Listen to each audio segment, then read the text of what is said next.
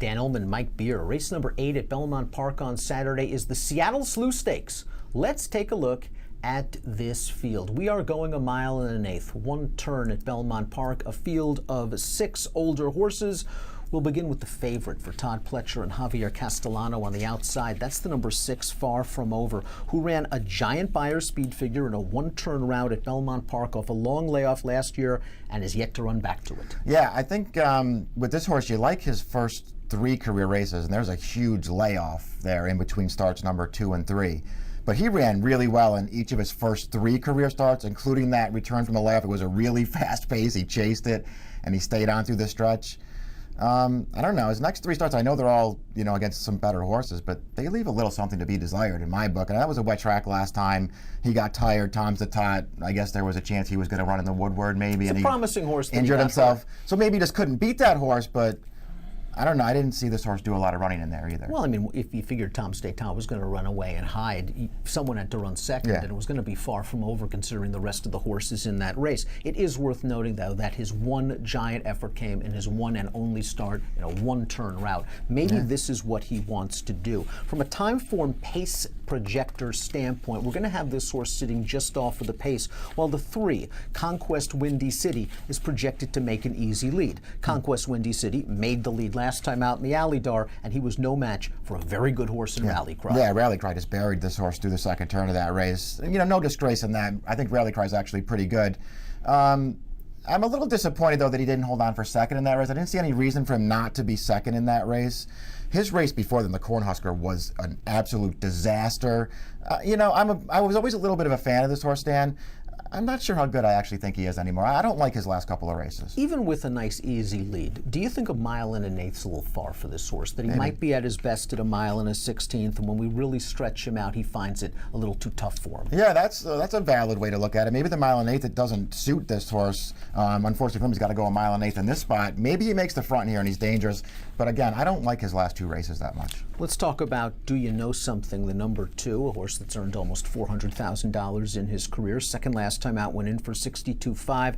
This is a horse that ACAV really likes to run at these longer distances, 1.25 miles, and 5/16 1.5 miles. To me, he's kind of an inner dirt horse. Yeah, there's a little bit of that in him. And the other thing about him with me is he's a little in and out, too. I can never tell when he's going to run his really good races. I thought he ran fine last time. He just, was no match for the big fundamental, but he was pretty good second in that race. I didn't like his race 2 back at all. Yeah, maybe you're right. Maybe he's more of an inner dirt kind of horse. He's got a little speed. I think he can get a good trip in this race. He's probably a halfway decent price. I'm not really arguing against him because this is the kind of race where the horses they made the shorter prices on the morning line, I don't really like them that much. Securitas is a nibbler, let's be kind. He's been stuck in the N2X condition for 6 straight races now. He likes to run second 6 times from 16 starts. If he wasn't able to take care of Seeking the Soul and Bellamy Way and the big fundamental, these are slightly tougher, even if you don't love the 2 favorites. I agree with that. And he was a little, I thought he ran well 2 starts back because he sort of went after the big fundamental on the pace that day. He dueled that horse. And then once he got a short advantage, he just couldn't stop Seeking the Soul closing down the outside. He was disappointing last time. He got a good trip and didn't really do a lot with it. You start going through his running lines and you think, you know what? He's just not that good. He never really improved. It looked like he had a bit of a future early on. He never took a step forward. Here's a question for you. Is he a little bit better in these one-turn races at Belmont? I wonder if he is. I always thought 2 turns at Saratoga was perfect for him. I think maybe I'm wrong about that. I think he might be better around 1 turn. I think 1 turn will be fine. I think the tactical speed is certainly advantageous to him in this spot. The question is, does he really want to beat you at the end he's of not the that day? good. We know that when Royal Posse is right, he does want to beat you. He's won 11 of 39, a millionaire. He's a very popular New York bred. But the Royal Posse we've seen in 2017, the 6-year-old version of Royal Posse, it just hasn't shown the same spark. If there's one thing he likes, it is a 1-turn 1.1 at Belmont. Oh, yeah, this is his distance. 1.1 miles. This is the only distance he really likes. It seems like he can't run anymore. I mean, his last 3 or 4 starts are really ugly. In particular, that last one on opening weekend at Saratoga.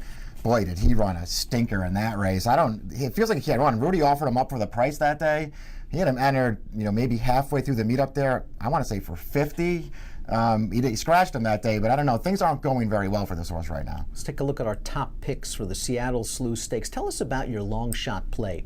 The number 1, Backside of the Moon, going turf to dirt for Leo O'Brien. I think this horse is dirtied up. Yeah, I think he's dirtied up too. Not only because they've run him on turf in his last 4 starts. I know he won one of those races, but this horse is a way better dirt horse than he is a turf horse. So I like him coming back. He was in a paceless race last time at a mile and 3/8. He had no chance in there. His dirt races prior to that, one after another, he had things working against him. He's actually a pretty good horse. His best race really fits in this race, and this is just one of those fields. There's only 6 in here.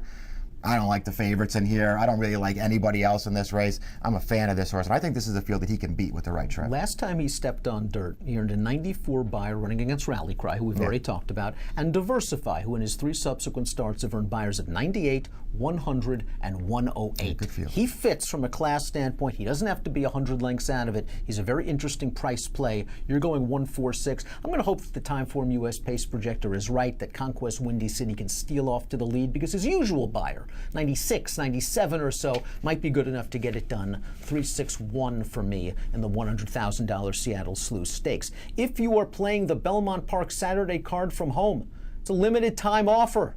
10% takeout on 10 tracks, including Belmont. The summer's almost over. This is a summer deal, plus a $300 cash bonus. Learn more at drf.com/take10. Approximate post time for the Seattle Slew, 5:13 Eastern at Belmont on Saturday. Good luck.